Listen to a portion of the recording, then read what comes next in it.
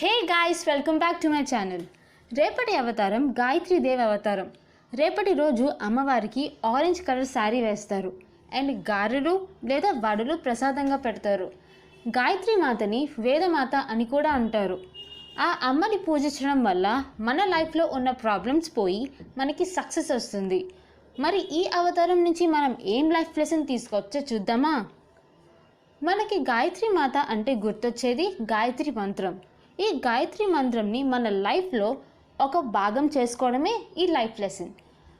మనకు ఒక ప్రాబ్లం వల్ల అదే పనిగా ఇబ్బంది కలిగితే దాని సొల్యూషన్ కూడా ఈ గాయత్రి మంత్రం వల్ల దొరుకుతుంది. అంతేకాదు, గాయత్రి మంత్రం వల్ల ఇంకా చాలా బెనిఫిట్స్ ఉన్నాయి. మరి అవేంటో ఇప్పుడు చూద్దాం. Number 1, increases calmness. గాయత్రి మంత్ర అనేది మనకు ఒక స్ట్రెస్ బస్టర్గా కూడా యూజ్ అవుతుంది. మన బిజీ లైఫ్లో మనకున్న వర్క్స్కి చాలా స్ట్రెస్గా ఫీల్ అవుతాం.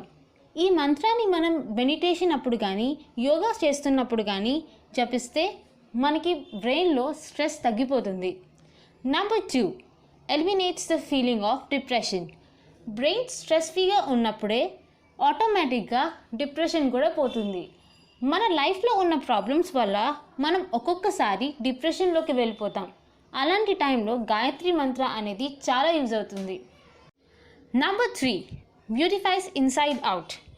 అమ్మాయిలు, ఇది మీకే.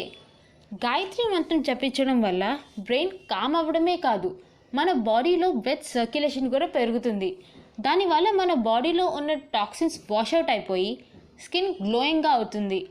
ఇది కొంచెం వింతగానే ఉంది కదా, కానీ ఒకసారి ట్రై చేసి చూడండి. Number 4, your Mantra for concentration. ఈ గాయత్రి మంత్రాన్ని జపించడం వల్ల మన memory power and concentration levels కూడా పెరుగుతాయి.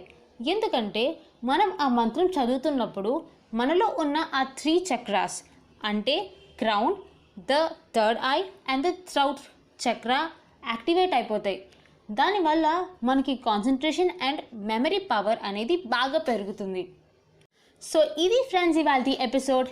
ఇందులో మీకు ఏ పాయింట్ బాగా నచ్చిందో కమెంట్ చేయండి. అండ్ నా ప్రీవియస్ నవదుర్గా సిరీస్ 2 ఎపిసోడ్స్ చూడకపోతే లేట్ చేయకుండా చూసేయండి. And please like, share and subscribe to my channel. Bye.